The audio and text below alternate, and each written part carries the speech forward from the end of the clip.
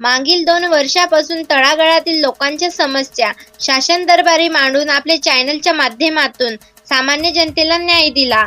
शैक्षणिक, सामाजिक, राजकीय क्षेत्रातील न्यूज जनतेपर्यंत पोहोचविणारे एकमेव चॅनल. अशा लोकहित लाईव्ह न्यूज चॅनलचा 4 सप्टेंबर रोजी द्वितीय वर्धापन दिन. या लोकहित लाईव्ह न्यूज चॅनलला द्वितीय वर्धापन दिनाच्या हार्दिक शुभेच्छा. मी तातू देशमुख, अर्थ आणि बांधकाम सभापती, जिल्हा परिषद यवतमाळ. मागच्या 2 वर्षापासून लोकहित न्यूज चॅनलच्या माध्यमातून लोकांच्या अनेक ज्वलंत प्रश्नाला त्या ठिकाणी न्याय देण्याचं काम केलं.